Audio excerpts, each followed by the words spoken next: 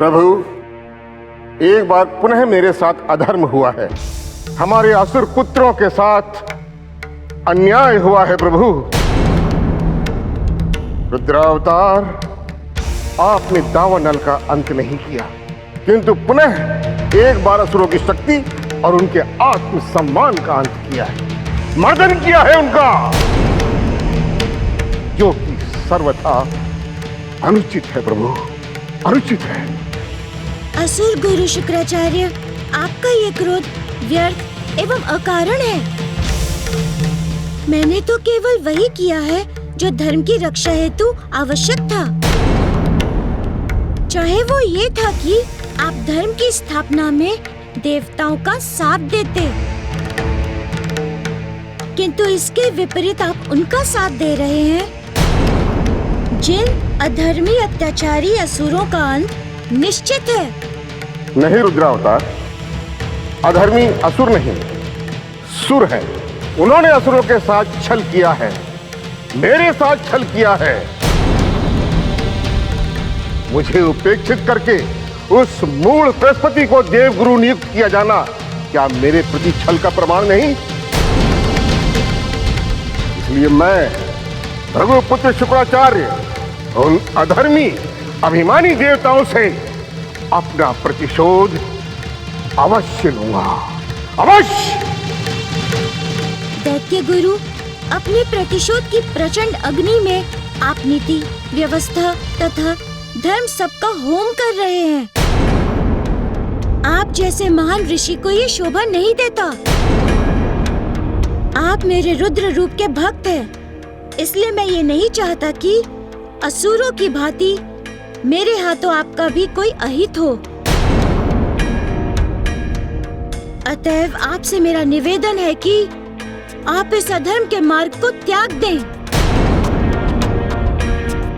तथा धर्म की स्थापना में देवताओं का सहयोग करें। नहीं, कदापि नहीं। अब मेरे लिए हित अनहित, धर्म अधर्म कुछ भी नहीं बचा है। अब तो मेरे जीवन का एक ही उद्देश्य है प्रभु, उन दंभी देवताओं को दंड देना और उस बृहस्पति का नाश करना जो मुझसे योग्य न होते हुए भी मेरे स्थान पर देवताओं का गुरु बनकर बैठा है। क्षमा करें प्रभु, क्षमा करें। अब मेरी क्रोधाग्नि से आप भी उन्हें बचा नहीं पाएंगे, नहीं बचा पाएंगे आप।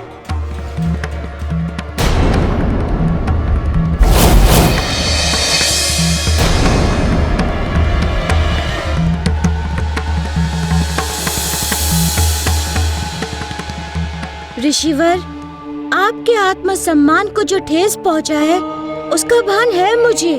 आप तो बधाई के पात्र हैं, क्योंकि आपके प्रतिशोध के कारण ही तो संतान निधि का निर्माण हुआ है। मेरी तो यही कामना है दैत्य गुरु कि आपका ज्ञान धर्म के विनाश के स्थान पर धर्म की रक्षा एवं स्थापना के लिए प्रयुक्त हो। ऋषियों, दावानल का अंत कर देवताओं के आग्रह पर रुद्र अवतार ने सभी प्राणियों के अंश से संतान निधि की स्थापना की।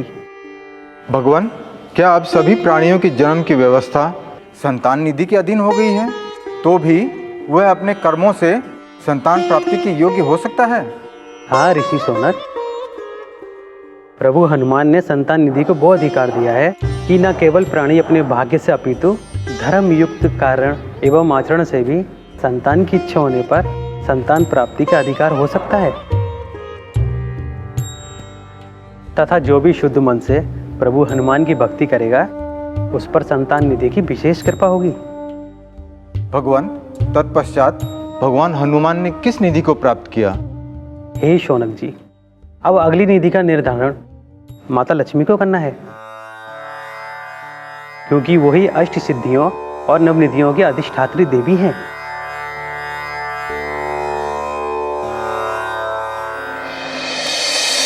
माता, प्रभु हनुमान अष्ट सिद्धियों को पहले ही प्राप्त कर चुके। तथा आप संतान निधि को प्राप्त कर 9 निधियों में 6 निधियां प्राप्त कर ली हैं। परंतु माता, अब वो निधि कौन सी है जिसे प्रभु हनुमान को प्राप्त करना होगा?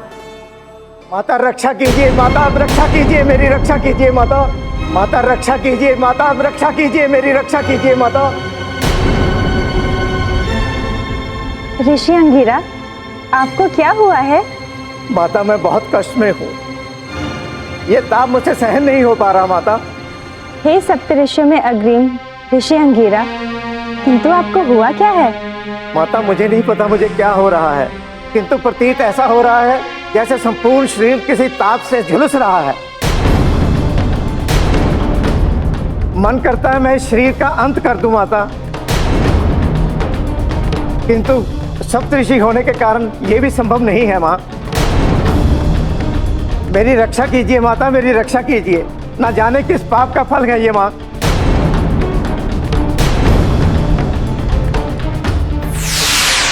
नारायण नारायण।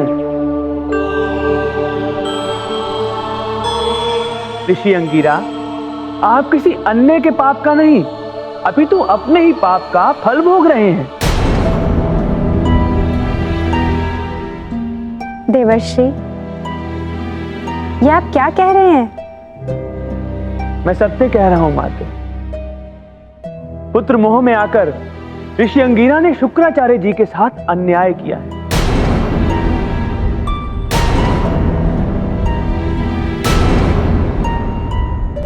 इनके छल के कारण ही शुक्राचार्य जी के स्थान पर ऋषि बृहस्पति देव गुरु नियुक्त हुए।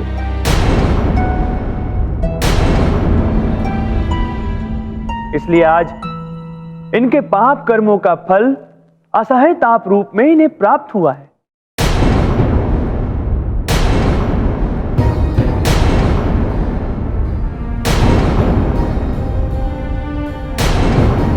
इसलिए आज इनके पाप कर्मों का फल असहाय ताप रूप में इन्हें प्राप्त हुआ है।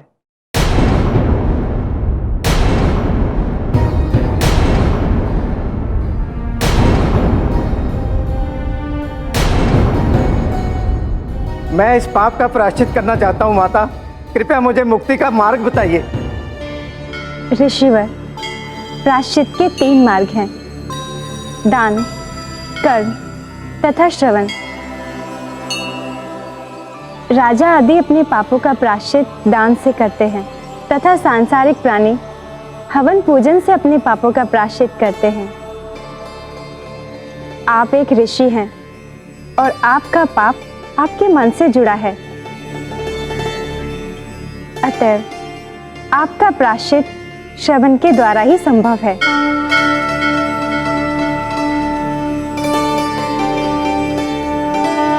यदि आप मन को पवित्र करने वाली, समस्त विकारों को हरने वाली, भक्ति तथा ज्ञान दाहिनी अष्ट सिद्धियों की कथा का श्रवण करें, इस क्रिया से आपको आपके पाप से मुक्ति मिल जाएगी।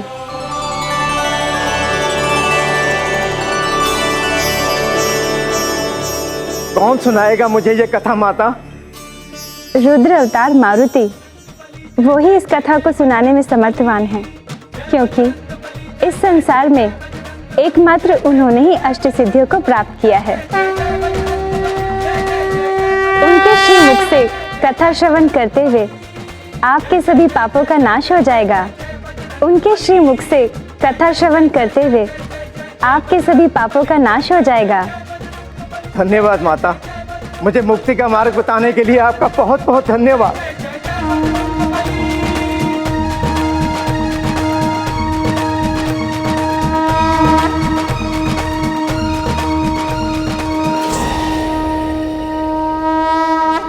श्री राम राम राम, श्री राम राम राम, श्री राम राम राम,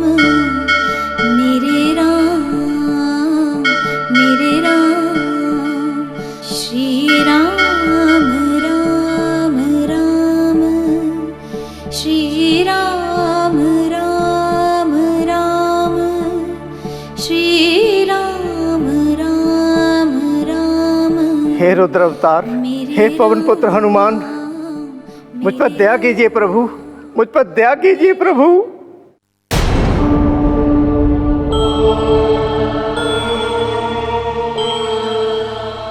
सप्तऋषि अंगीरा, आप यहाँ? हाँ प्रभु, मैं अपने पापों की मुक्ति हेतु आपकी शरण में आया हूँ प्रभु।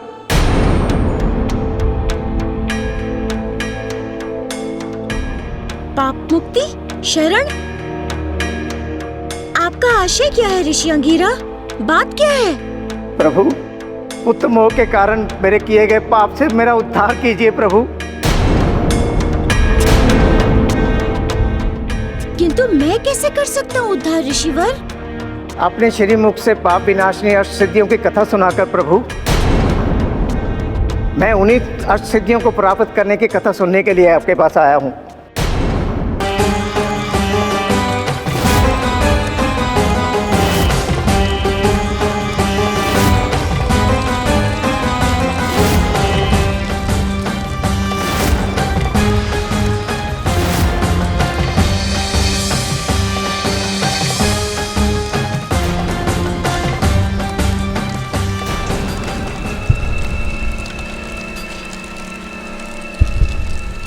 अनेकों बार मेरी पराजय हुई।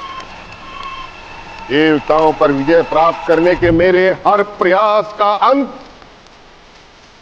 मेरी निराशा में हुआ। किंतु इस बार ऐसा नहीं होगा, क्योंकि मेरा ये यज्ञ तब तक अनवरत चलता रहेगा जब तक मैं ऐसे शस्त्र और ऐसे असुर का निर्माण नहीं कर लेता जो देवताओं का नाश कर। फिर मैं फिर लौटूंगा मैं। बृहस्पति, तुम अधिक दिन तक देवगुरु नहीं रह पाओगे। अहम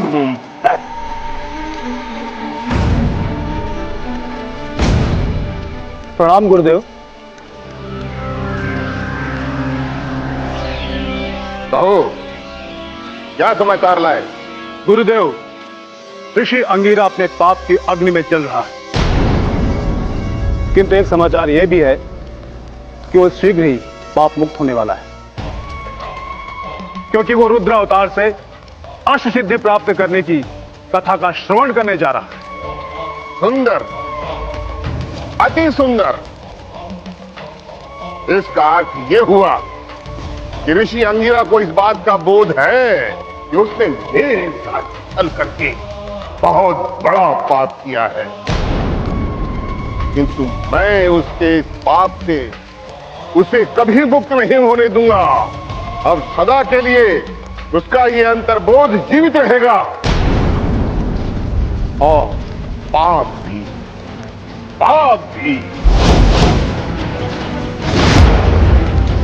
जो आज्ञा गुरुदेव।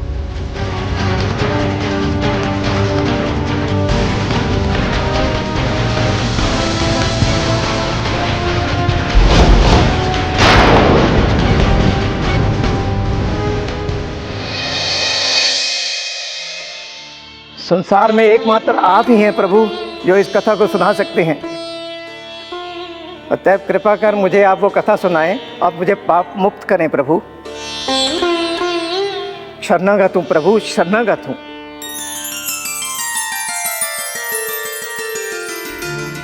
ठीक है ऋषिवर, मैं अष्ट सिद्धियों को प्राप्त करने की कथा अवश्य सुनाऊंगा, किंतु वो कथा केवल ब्रह्म मुहूर्त में ही कही जा सकती है तथा श्रवण से पूर्व सूर्योदय से पहले स्नान करके पवित्र होकर कथा सुनने का संकल्प करना होगा। प्रभु, मैं कथा सुनने हेतु कठिन से कठिन संकल्प लेने और उसके पालन हेतु तैयार हूँ। तो ठीक है, कल प्रातःकाल ब्रह्म मुहूर्त।